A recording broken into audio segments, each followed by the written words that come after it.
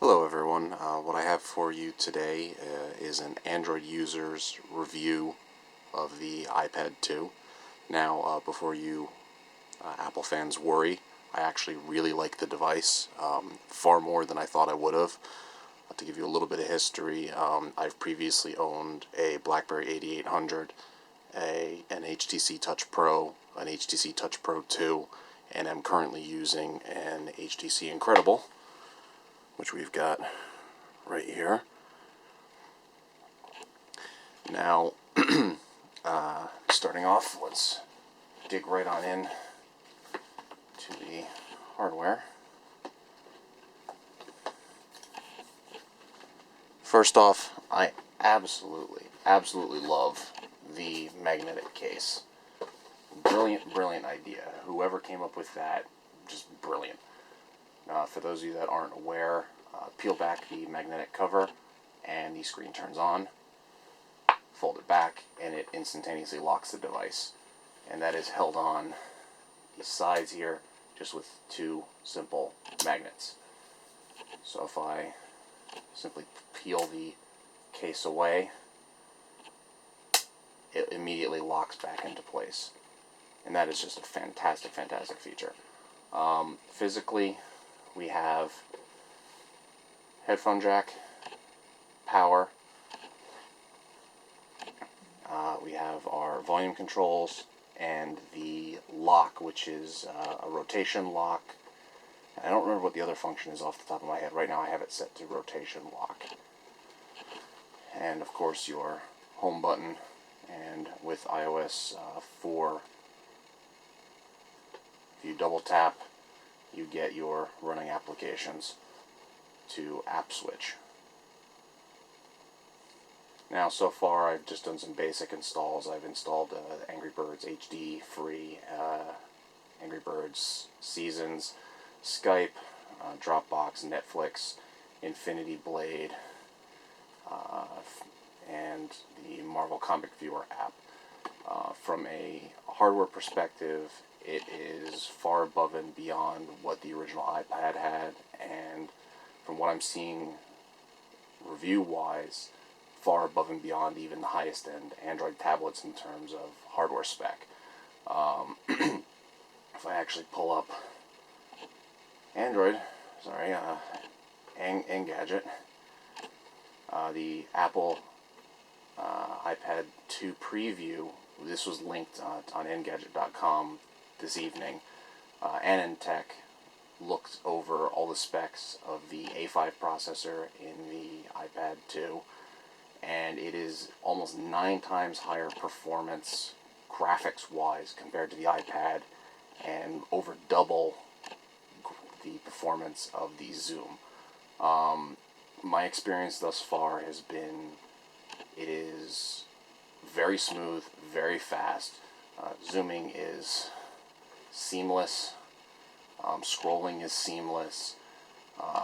Going back to the home screen, even app switching, if I go and say pull up the Marvel Comic app, things come up really instantaneously. Even app switching over to something a little more intensive. I think I had Infinity Blade still up. Unfortunately, the app seems to have closed out, but it's already pulling up. I'm quite frankly stunned at how quick this device is. Compared to my HTC Incredible, it's a dual core versus a single core. It's got the same 512 RAM, but really it's just incredibly smooth, incredibly fast. So this is an Unreal Engine 3 game. If you own an iDevice, an iPhone 4, a latest gen iPod Touch, or an iPad or iPad 2, I've only had the game for 24 hours, give or take, but it's fantastic. It looks great. It's fun to play. It's basically a hack and slash RPG done by gesture control. I'm not going to really go much further into it, but you can see how smooth and how good this game looks. Zip back out of there. But overall, it's a hell of a device. My only qualms with it would prevent me from wanting to use iOS on a phone. But as a tablet, I mean, I've got options which I don't have on Android. I've got Netflix, which isn't possible right now because of DRM issues on Android. I've got the dual cameras, so Skype. I have family overseas. I could easily do video over Skype. I can use FaceTime if any of them own iDevices. I could use FaceTime for video chat. My qualms, though, I really don't like Apple's notification system. I think that Android's notification system is better. Having a pop-up right in the middle of the screen when you're in the middle of a game or in the middle of a video is kind of obnoxious, and I know you can suppress them, which helps, but having a notification at the top and swiping down to look at it, I feel is a bit superior. That's really one of the major qualms that I have with iOS. I also do, to a degree, miss my widgets. For my weather widget, my tip calculator.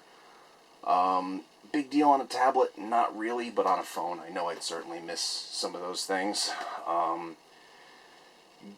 Going back to a static grid of icons is a little bit jarring, but again, it's not a hideous change. I am really liking what I'm seeing. Hardware is fantastic. The speed is fantastic. I mean, just pulling up the photo app for a moment.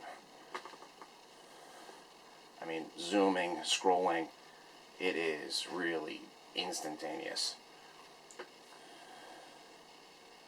It doesn't really get faster than that. So, from a smoothness perspective, how quick it responds, how quick I can jump in and out of images, apps, going back, say, to Infinity Blade. I mean, that's instant.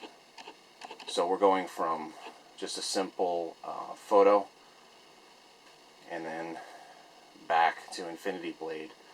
That transitions instantaneously. I'm impressed by that. I really am. There's no hesitation. It hasn't lost its place. It's not freezing the app. I mean, it's just boom, and it's there. So, again, I know I'm kind of repeating myself, but it's a hell of a device. I've been really happy with it so far. I've only had it for 24 hours, but there's absolutely no reason whatsoever that it's going to go back.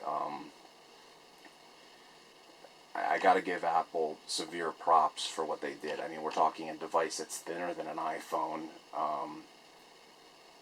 but packing several times as much power. It's the thinnest tablet on the market.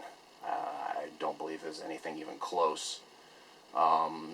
Comparing it to the Zoom, you're getting really similar hardware spec, but from what I'm seeing again on that Engadget link to AnandTech, you're getting higher performance for a hell of a lot less money. I mean, the base level iPad 2 is $500 for the 16 gig, whereas the Zoom, I know there's no Wi-Fi version yet, but you're talking an $800 device off contract, and that's more than I'm willing to spend on a tablet.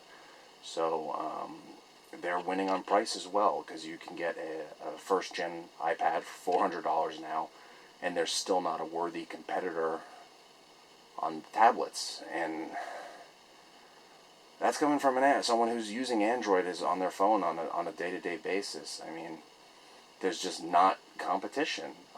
If Samsung and Motorola and HTC want to compete, they're going to have to drive their prices down. You can't out-Apple Apple. You're just not going to be able to do it. Right now, Apple has the brand recognition on tablet. If you say, I want to buy a tablet, the average user is going to say, get an iPad. They're not going to say, get a Samsung Galaxy Tab or get a Zoom. The hardcore, yeah, I mean, absolutely, the Zoom seems to be selling fairly well. They can't keep them in stock from what I understand. And the Galaxy Tab has been selling fairly briskly as well. But I think the prices are unwarranted.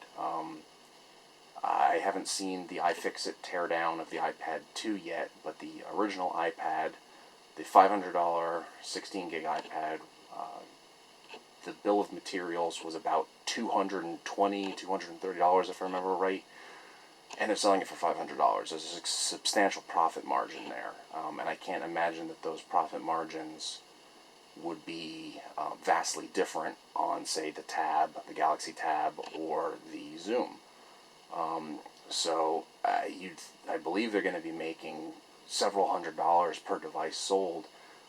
If they want to have any chance of making an inroad into the tablet space, they need to reduce the cost of their device and eat into their per device profit margin. It's the only way they're going to have any chance of selling. It's why I ended up with an iPad 2, because the iPad 2 is the cost winner. You can pick it up for $500 and you've got no compromises. You're not compromising on hardware, you're not compromising on software, with the exception of the handful of worries that I said as far as notifications, which is less of a concern on a tablet versus a phone, and widgets, and I do wish it had Flash. I wish they'd reconsider on that. HTML5 is getting there, but I mean, there's still a lot of sites that I go to that are Flash video only. For instance, that guy with the glasses.com, the Nostalgia Critic, Team 4 Star, and their DBZ Abridged series are all Flash video, and I think big companies are moving to HTML5 video, but smaller outfits, independent things, if they're doing HTML5 video, they're doing it for their premium subscriptions, if at all. That's one thing I wish was coming. But overall, I mean, I give the device a very, very, very high rating. I so far, I absolutely love it, and you can pry it from my cold dead fingers. So again, thank you for your time, and have a good one.